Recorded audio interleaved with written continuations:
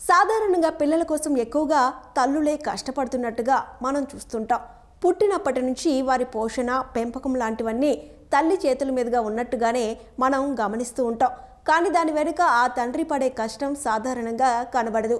ఆ బిడ్డకి ఆ తల్లి ఇచ్చే పోషణ వెనుక తండ్రి త్యాగం ఆ స్థాయిలో గుర్తింపు పొందదు.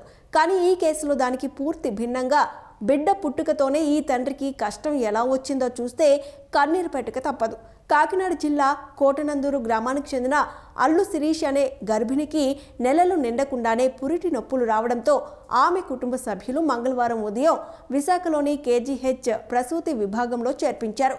అయితే నెలలు నిండకుండానే శిరీష ఓ బిడ్డకు జన్మనిచ్చింది. దీంతో బిడ్డకు కాస్త పరిపక్వత వచ్చే వరకు నియోనేటల్ ఇంటెన్సివ్ కేర్ యూనిట్లో ఉంచాల్సి ఉంటుందని వైద్యులు తెలిపారు. అవసరమైన పోషణతో పాటు తల్లి గర్భం లాంటి ఆ యూనిట్లో ఉంచడం ద్వారా సాధారణ జననం లాంటి సౌకర్యాన్ని కల్పించాలి. ఇతర అనారోగ్య సమస్యలు రాకుండా అది కాపాడేందుకు ఎన్ఐసిలో ఉంచాలని వైద్యులు నిర్ణయించారు.